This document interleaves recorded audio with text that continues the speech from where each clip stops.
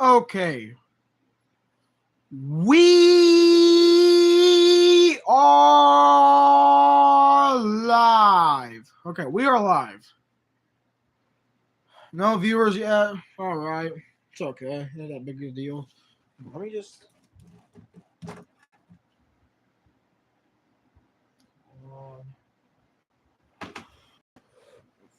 Just in case anyone dies.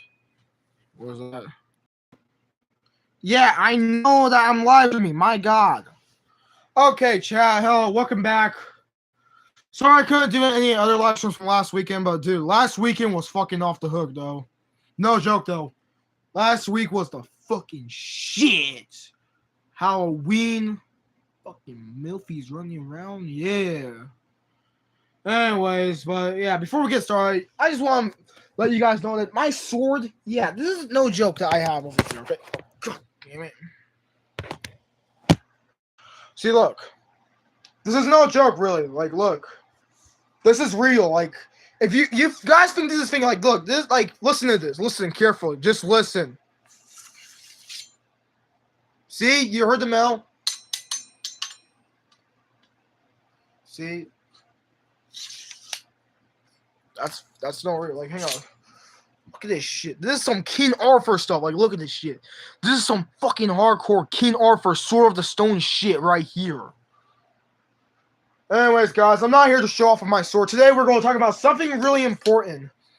So, if you guys don't remember, last couple of live streams, I talked about how there's going to be gods that will wipe us out. And you guys know, I talked about who God really is, the actual Satan himself, Yaldabaoth the Demiurge. And alongside of Yaldabaoth, there's the Archons, Nephilim, maybe even the Titans from Greek mythology, but also the Anunnaki Gods. Dude, listen to this closely. If you guys are like on ape shit about like UFOs and stuff, then you're on the right place, dude. You're inside the right place, brothers and sisters.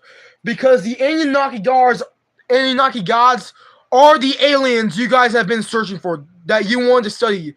They are the real aliens the whole time. It's the Anunnakis. And the Anunnaki gods, they go by any other like gods, like Mesopotamian, Sumerian, and Babylonian. Yeah, those kind of gods. Definitely them. And also, they're going to come and get us, bro. Like, I'm going to name out these gods that they will wipe us out to extinction. The real life record of Ragnarok that we will endure. And understand this, they are also known to be the first beings to like build the first technology and stuff. And also, this has been around before Christianity. Like, this has been around before Christianity, Greek mythology, or Norse mythology. Like, this is no joke. The Anunnaki gods. Alright, Anu. The king of the gods, he is the ruler of the heavens. He is the supreme god king of the cosmic order of justice. He is also known to be a part of Noah's Ark. Oh yeah, also, after I show you guys these gods, some of this involves some Noah Ark shit, okay, guys? Helping God, yeah, he was helping Yaldabaoth to wipe out humanity that time. Flood with a flood, as he is king of the Anunnaki gods. He named his gods of many names: Babylonian, Sumerian, Mesopotamian. Him and his gods are known to be the aliens in the ways, because they are known to be the one of the known entities to invent the first technologies and machineries, and they created us humans to be slaves for them. So yeah, they are technically the Archons in a way. They're like the Nephilim that created us on purpose so that we can just be fucking slaves. To build, yeah, they want us. They built us to just like make statues of them on purpose, because they're those kinds of gods. Exactly. And oh yeah, when I mean, okay, you guys might be wondering, but Isaiah Kierkegaard, isn't this the world, like the space doesn't exist? This is the real space. Well, in a way, they come from a different dimension. In a way, like they come from a different reality, technically. Like they come from a complete different reality in a way.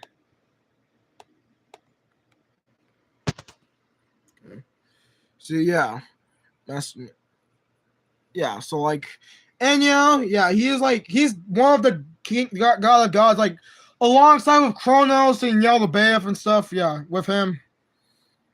So yeah, he's okay. And now the god of air and windstorms. He is a descendant among the supreme god Enna. He was indeed part of the flood.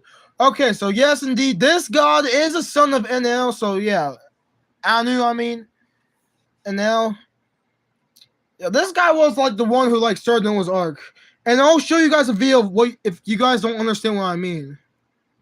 Okay, Enki. Enki was the supreme god of wisdom, fresh water, crafts, magic, and creation. Known as the creator of humanity, he often acted as a trickster to protect humanity from the other gods. His wife was Nysa. He was the son of the sky god Enel and the goddess Numen. Yeah, this guy had a fucking harem, bro. He did once help humanity. Like this guy once like protected us from, Yaldabaoth and the other gods, but like who knows? Maybe he stopped and maybe he'll turn that piece around to like go against us in a way. So yeah. He's no joke. Okay. Oh yeah, there's this. Marduk.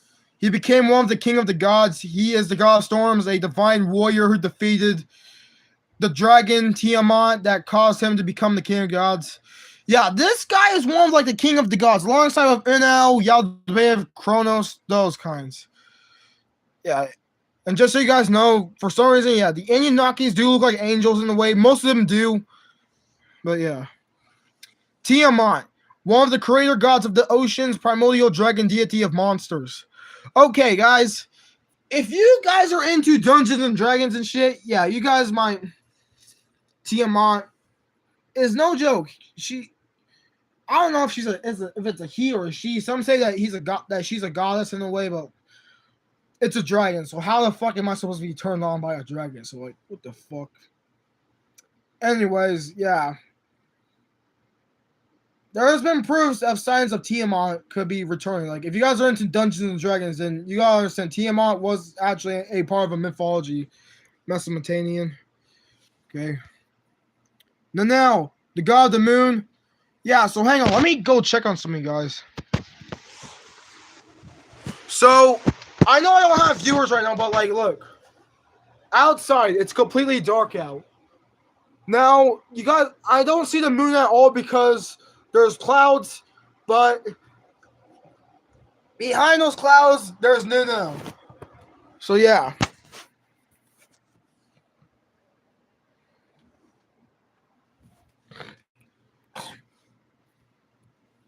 There's Unit, the god of the sun. So, yeah, like Helios, Apollo, and Ra, yeah, Unit, the god of the sun. It would make sense if the extinction of mankind comes, this guy will use the power of the fire of the sun. Yeah. Yo, what's good, Baker? It's good, man.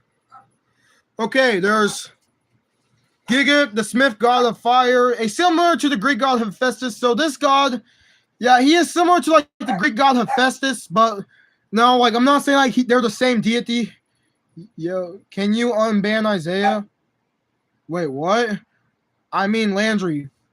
I don't know. Wait, sorry. Wait, what do you mean? Sorry, you did nothing wrong. What was his profile name? Like I don't know. Like I don't know, dude. I don't know what his profile was. You good, bro? Anyways. Okay, like I was just saying, like those that are watching like later on, this guy, yeah, similar to Hephaestus, because this guy was indeed like it's an eye. Okay. So like I was just trying to say, this guy was like when the extinction of mankind comes, he might use fire just like the last like that one sun god unit, but yeah, like he was indeed like he did make like forged weapons for like other gods and even heroes and stuff. Yeah, that kind. Okay, so what? Oh yeah, like I just please unban him. He didn't do anything wrong. Okay, what was his profile though? Like, okay, I don't know which one was his profile though. Okay, after this stream, please tell me in the comments like what was his username and like maybe meet in person and show me his profile so I can unban him probably. I'll try to. Anyways. Okay. Nurgle, god of death and war and plagues. Okay, so this god, yeah, he was similar to there's gods of the underworld. Land. His username is Land. Okay, I'll try to look for land then, okay? Yeah, we're talking about the Anunnaki gods and how they're gonna fucking wipe us out. Nurgle. Okay, I did not say the N-word, bro. That's his name. Nurgle. God of death, war, and plagues. Okay, thanks. Yeah, you're welcome. Nurgle. Yeah, this god, like, for example, like the plagues of Moses, like that god, like he was like the one who would like do anything to like kill anyone. All right, you guys. Okay, those that are awakened, you guys might know this dude, Baal, god of stars, fertility, and sky. This guy is no joke. Back then, people would do fucking child sacrifice for him, including Morlock. Yeah, like Baal, Morlock. Yeah, it's not surprising that these gods will be a part of the extinction of mankind. It's not even surprising to me. And there's Pazuzu, demon god, father of the Labubu dolls. I swear to God, there are proof that Pazuzu could be a part of the Labubus the whole time. Like, Trump is lying this shit on purpose. Like, dude, like, this is no joke. Like, Pazuzu is no joke at all, dude. Now, if you guys don't understand what I mean, that's all the Anunnaki gods I know so far. But this is no joke at all, dude. No joke. Holy shit, I gotta charge this Chromebook. Anyways, I'll be back for a second. I just gotta charge this Chromebook in.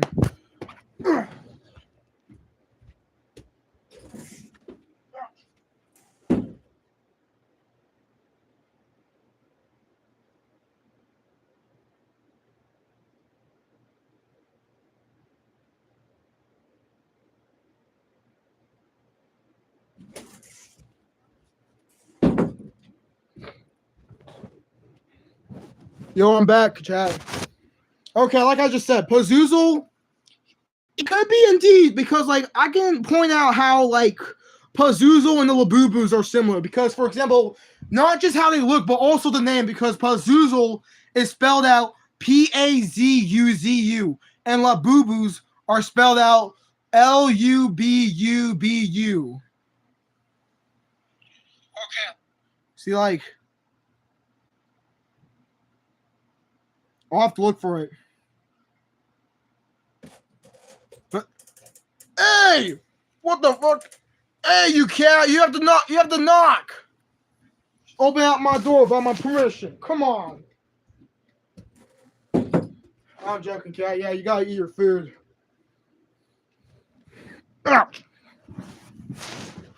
Okay. Now there could be proof that this like Pazuzu could be a real entity. Like, no joke. Just listen to this, guys. Like, this is like no joke. Like, how is this a joke? Just listen to this, guys.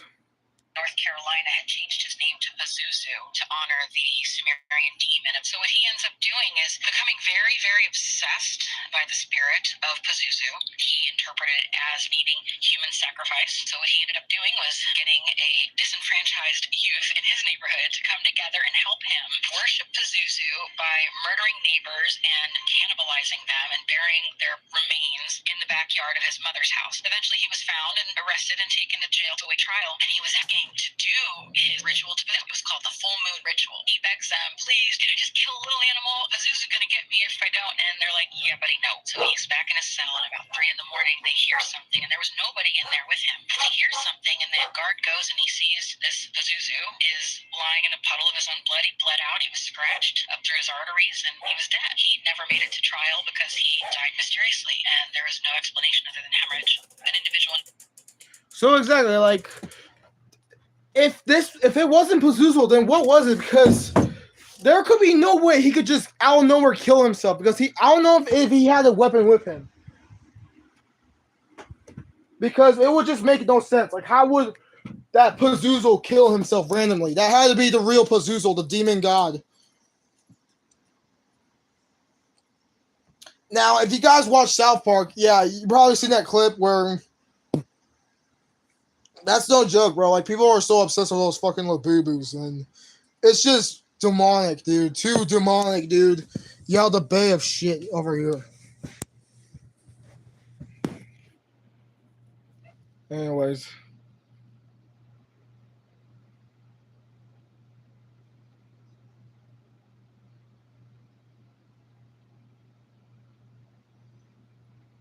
Anyways, I'd like to play something that might make sense. Alright, guys. Now, like I just said, like, listen to this, guys. This is like the story of them.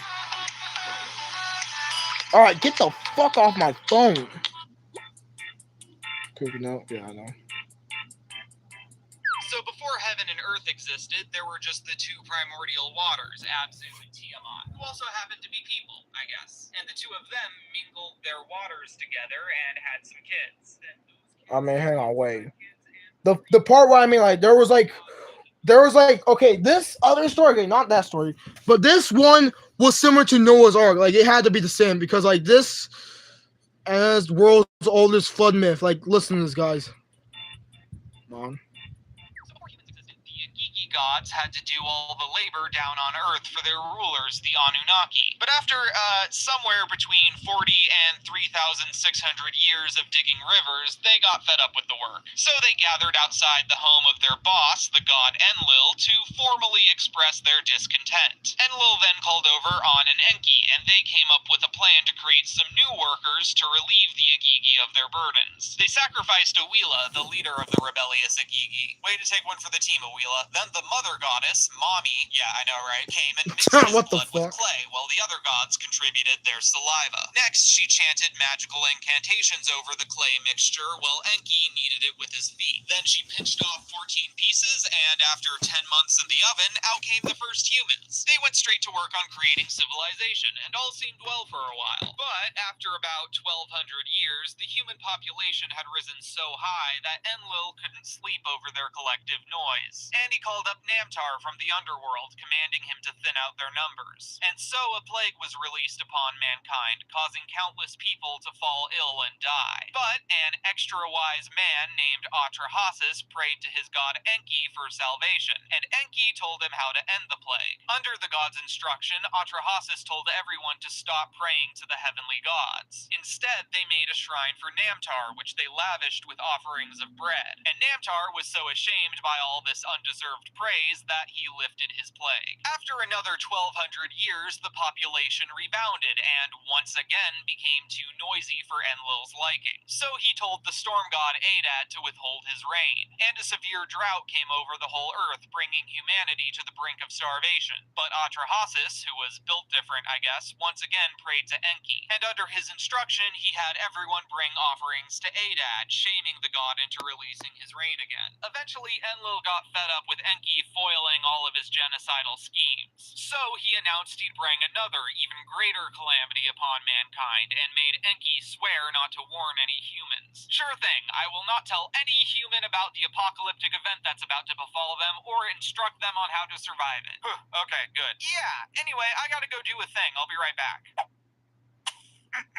Heed my words, Wall. There's about to be a flood over the whole Earth for 7 days, so if you want anything to survive, you're gonna need a really big boat with like a roof on it and bitumen to make it watertight. So yeah, just giving you a heads up about that, Wall. Okay, later. Oh my gosh, how's my wall supposed to build a boat?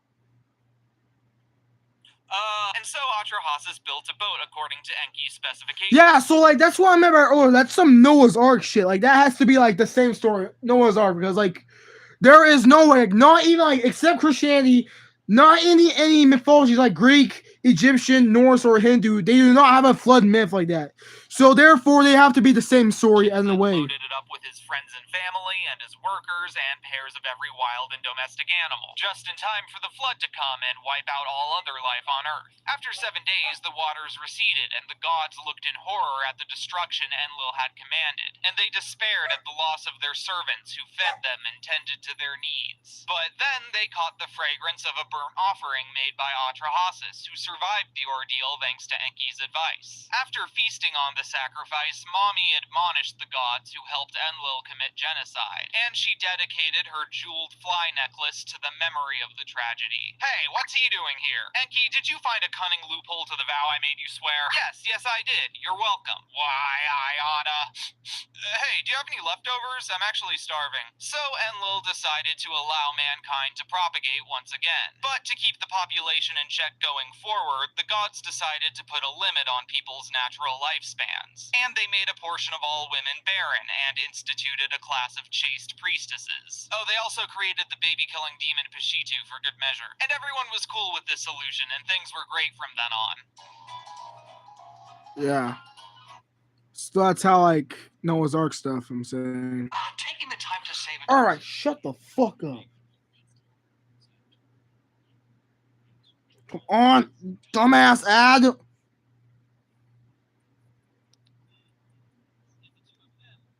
Their waters together and had some kids. Then those kids had kids who had kids, and before you knew it, there were a whole bunch of gods making noise and stirring up the waters. And Abzu got annoyed by this and said to Tiamat, hey, our kids won't shut up and it's making it hard to sleep, so I decided I'm just gonna kill most of them. What? No, don't do that. I mean, Is that a caller I hear? What? It's a scam? What the fuck? Hoping to get some callers up in here, they're motherfucker. annoying, but I think a gentle parenting style would be more effective. Okay. Hey, Dad, I think killing my siblings is actually a great idea. You should just do it anyway. You know what? I think I will. Thanks, Moo. I can always count on your wise counsel. What the And fuck? the gods heard about Abzu's nefarious plan and fell into panic. All except the cunning Enki. He chanted a spell to stun Moo and put Abzu to sleep. Then he killed Abzu, took his crown. What the fuck is happening? Hey, don't do that, YouTube. What? Hey, God, I'm trying. People, don't fucking do that shit. Sorry guys. Those are watching like days later on. I don't know. Someone just went like reconnected, then just said no connection left, and now we're back though. Okay. All right. Hey, God, don't do that shit, or else I'll fucking slice you out. Fucking fat ass bitch. Yeah, fucking sit on his big ass throne, snake looking motherfucker. Think I used to be a follower? Well, guess what? I broke out of chains. Anyways, let's continue on, chat. Down there with his wife, Damkina, and in time they had a Giga Chad son named Marduk. Enki's father An was super jazzed upon seeing his grandson's, quote, incomprehensibly wonderful members, and so he made 4 winds, which he gave to Marduk to play with. And Marduk let him rip, stirring up the waters of Tiamat even more than before. Then everyone residing within Tiamat said, hey, remember how your husband wanted to kill most of the gods for being annoying? That might have actually been the right move.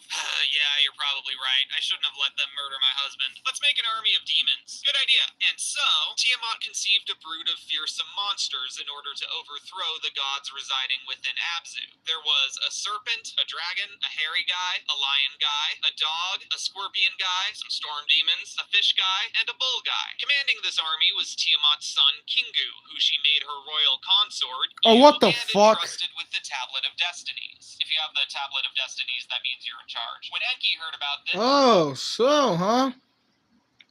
I wonder where those tablets are at right now.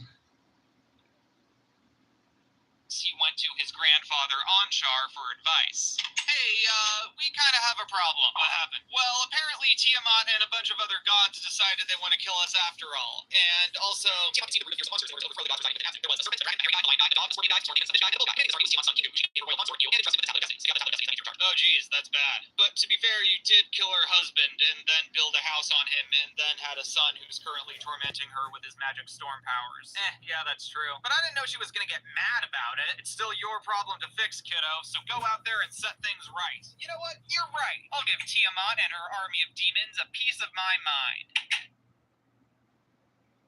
But I'm scared. Hey, An, get over here. Sup? Go see if you can negotiate with Tiamat so she doesn't destroy us. Sure thing. I'm scared. Hey, wait, why don't we just send my Giga Chad son to fight Tiamat? You called? Hey, son, how would you feel feel about the prospect of single-handedly vanquishing a demonic horde led by a primordial water goddess? Yeah, sounds doable, but in return, can you make me supreme ruler of the gods? Yeah, sure. Yeah, we can arrange that. So Anshar called his vizier Kaka, don't laugh, and told him to bring a message to the elder gods Lamu and Lahamu, saying, okay, so there's good news and bad news. First of all, and Enki and An were both too scared to face her, but Marduk said, yeah, sounds cool, but in return, can you make me supreme ruler of the gods? And, yeah, that's the situation. So then the gods all agreed to exalt Marduk as their king, and they threw a party for him. Then he armed himself for battle and set out against the demonic horde. After a brief exchange, you suck. No, you. No, you! Tiamat fell into a blind rage and challenged Marduk to single combat. He promptly caught her in his net, filled her with wind, then shot her with an arrow, and... Okay, wow, that went a lot quicker than I expected. After this, Marduk imprisoned Tiamat's demons and all the rebellious gods who'd allied with her, and took the Tablet of Destinies from Kingu. Then Marduk came up with the idea to make the world. So he butchered Tiamat's body and used half of it to create a firmament containing her waters. Okay, like so much of that, of what he just said, firmament, because that's what it says in the book of Genesis, that God created a firmament around the earth. Above the earth. And he made Above this the a earth, heavenly yeah. sanctuary for the gods like Abzu below. And he filled it with all the celestial bodies to help keep track of time. With the second half of Tiamat's corpse, he made clouds and mountains and rivers down on earth. And for himself, Marduk planned to create the city of Babylon, where he and the other gods would go to rest and be worshipped. Wait a second, there's nobody down here to worship us. So then he had Kingu executed, and Enki used his blood to create the first humans. What is our purpose? You work and offer sacrifices so we don't have to. Oh my god. That's the spirit. Marduk then allotted stations for the gods, with 300 residing in the heavens and another 300 down in the netherworld. Then they constructed Babylon, and each god made a shrine for themselves there. The greatest among them being Marduk's temple, where he finally sat enthroned before his divine assembly. Well, I guess everything's in order now. What to do next? Hey, I know. Why don't you all tell me how great I am for the next 15 minutes? Geez. Looks like I ran out of time, so I can't cover Tablet 7. Wow, that's too bad. Sorry, Marduk. I really wanted to list all your 50 names, but I'm not gonna do that. Okay, bye. Okay, so yeah. Okay, so what they just said, so those that are watching later on, it actually makes sense because, like, underneath, above the firmament, it could be the true heaven, the eons, but there could be a secret second realm, like, it's like not inside the firmament, but outside, but this time not heaven, but underneath the nether realm, the actual, whatever you want to call it, Helheim, hell, the underworld, the duat, what the Egyptian mythology calls their own underworld, but yeah. So therefore, yeah, how like we're gonna get wiped out by those fuckers. So this includes the Mayan gods because the Mayan gods are sort of like a part of the Anunnaki and the Nephilims, which indeed tomorrow morning we will recover the Mayan gods and the Aztec Mayan gods tomorrow. So yeah. But yeah, and the Mesopotamian, you should guys check out Gilgamesh. Gilgamesh is a true hero, just like Hercules. Yeah, he should be. There should be someone like him to like save us, probably like a hero like him. Anyways, guys, remember those that are watching later on. Damn, we didn't have any views. Remember what you guys learned. Be aware of who the Anunnakis are, and until next time, chat.